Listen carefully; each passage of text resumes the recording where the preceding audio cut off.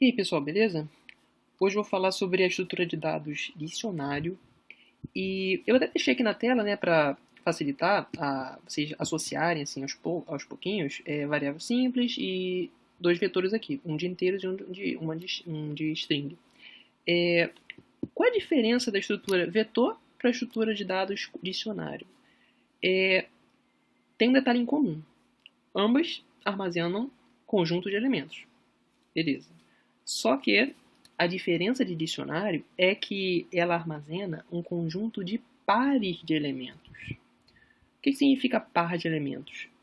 Da mesma forma que temos aqui o conteúdo que está de uma. Vamos lá, vetor. A gente lembrando. Índice começa em zero, beleza. Zero, três elementos, então é índice 0, 1, 2, né? Beleza. Então esse conteúdo aqui dessa nome música 1 está associado ao índice 0, né? Para a gente acessar ela, a gente usa, só para relembrar, músicas 0. A gente faz assim para acessar o conteúdo o primeiro elemento do vetor, que é nome música 1. Beleza. Vou deixar aqui em comentário só para associar como é que é importantíssimo a gente ver a diferença de acesso ao vetor, aos elementos do vetor. Mas como é que seria num dicionário? Bom, beleza, a gente já sabe que ele armazena um conjunto de pares de elementos. Então vamos lá. Vou declarar var, vamos lá, elementos.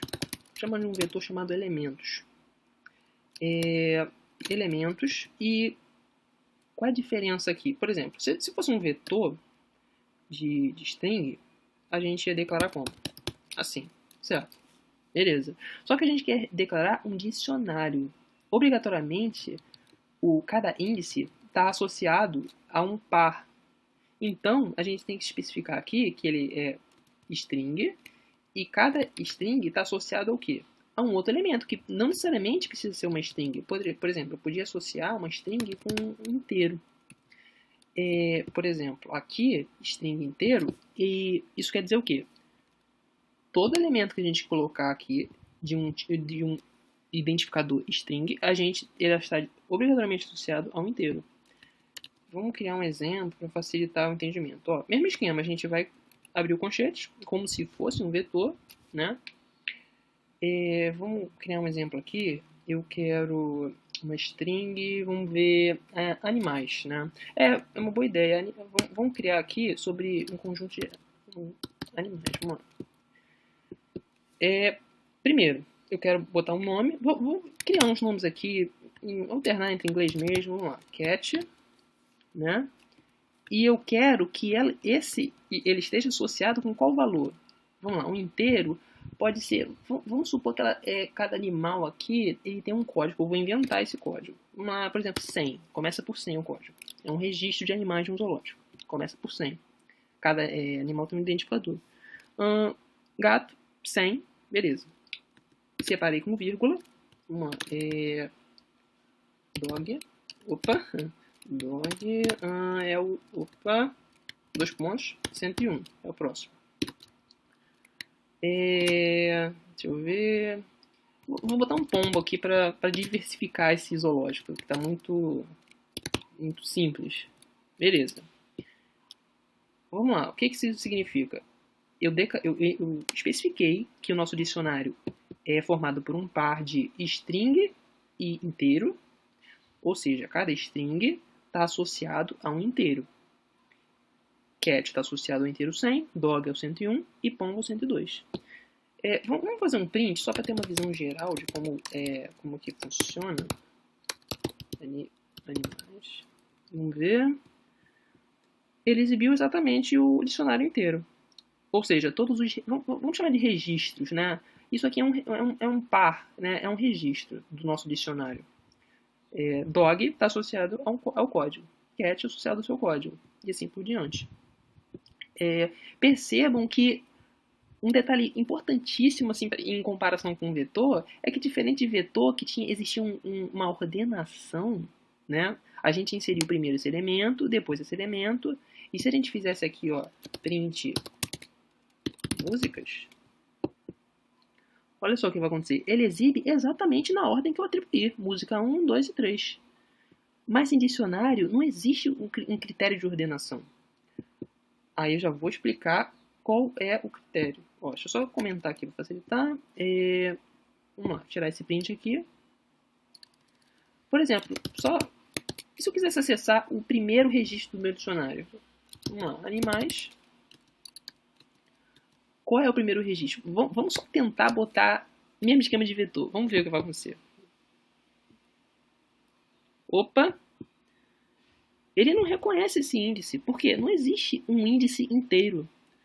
Mas por que não existe? Porque a gente especificou que o nosso registro do nosso dicionário é composto de índice string para inteiro.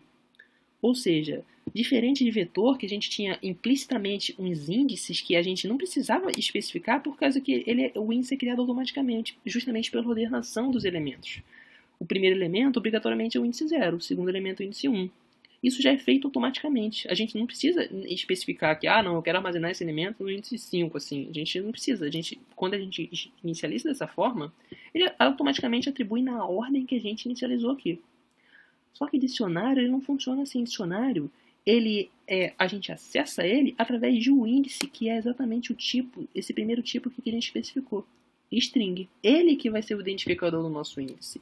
Então, se eu quero acessar o registro do cat, a gente tem que especificar, ele é o nosso índice. O que vai acontecer aqui? Ele nos retornou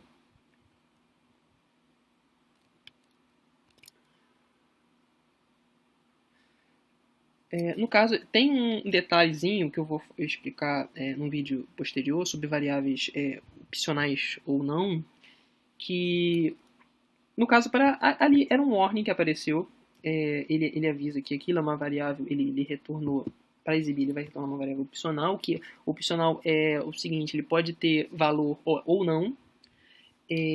No caso, vamos simplificar, vou omitir isso daqui. Vamos supor que seja só o 100 mesmo aqui. Ele está exibindo só o 100. Ou seja, o que é importante, na verdade, é a gente perceber que a gente acessa o conteúdo dessa variável daqui, desse registro, através do índice, diferente de vetor, que a gente acessava usando o índice dele, o número da casinha. Agora é diferente, a casinha é identificada pelo label, pelo nome daqui que a gente, no caso, porque é uma string, claro, né? Se não, se fosse um inteiro, seria o número que a gente colocasse aqui, da mesma forma. Mas não necessariamente isso aqui existe uma ordenação. Bom, então o importante desse exemplo é vocês observarem que o índice é acessado através do valor, que é o primeiro par o primeiro elemento do nosso par, do nosso conjunto aqui. No caso, uma string, então eu especifiquei string, e se eu botasse, por exemplo, pombo, vamos ver, ele bota o valor correspondente pombo, correspondente a 102. Eu vou falar detalhadamente sobre o que são variáveis opcionais, sobre esse lance do nil também, que representa a ausência de valor. Eu vou explicar detalhadamente isso, vocês não se preocupem com esse warning aqui. Mas detalhe, o importante desse exemplo é vocês focarem total na diferença de variáveis simples, vetores e dicionários. E perceba, assim, um detalhe interessante, que esse exemplo aqui, na criatividade que foi, né? Porque eu comecei falando sobre zoológico, animais, e aqui do nada surgiu um cat, dog, e do nada surgiu um pombo aqui que, não sei, surgiu do além aqui, um pombo, faz parte do zoológico, né? Por acaso. Mas é impressionante como esses pombos, assim, eles surgem do nada, assim. Por exemplo, se eu alternar aqui minha aba, vamos ver o que acontece. Olha só, na minha lista de downloads, olha só o que tem. Tem uns arquivos aqui de um projeto que eu estou fazendo, e do nada, olha só que arquivo é esse? Pombo carioca, o que será que é isso aqui? Vamos ver, uma foto. Inacreditável. Olha só a diferença do pombo dos Estados Unidos do pombo do Rio. O pombo do Rio, assim, se você está com uma pipoca na mão, ele já pousa no seu pé direto. Olha só isso aqui. Isso aí na sua mão é pipoca? Olha, ele já pousa direto, já pede a pipoca. Tipo, perdeu, meu irmão. Inacreditável. Olha, é impressionante esses pombos aqui. E eles invadem até a parte de download de você. Minha parte de download, no caso. Bom, vou remover ele daqui porque esses pombos são sinistros, entendeu? Mas vamos lá. E entenderam a importância desse exemplo aqui? Eu quero que vocês lembrem-se disso. Variável simples, vetores Lembrando, índices implícitos, começando do índice 0, 0, 1, 2, 3 elementos. Então o índice vai do 0 até o índice 2. É sempre, o índice final é o n menos 1. Se o vetor tem 3 elementos, n igual a 3, então ele termina com n menos 1. N menos 1, 0, 1, 2. Os índices. E dicionário, a gente não tem uma ordenação, não tem nada, mas a gente acessa exatamente pelo valor, pelo identificador que a gente colocou no nosso par, que no caso é o primeiro tipo aqui informado. Se for uma string, vai ser uma string. Se for um número, vai ser um número. É isso aí, pessoal. Até o próximo vídeo.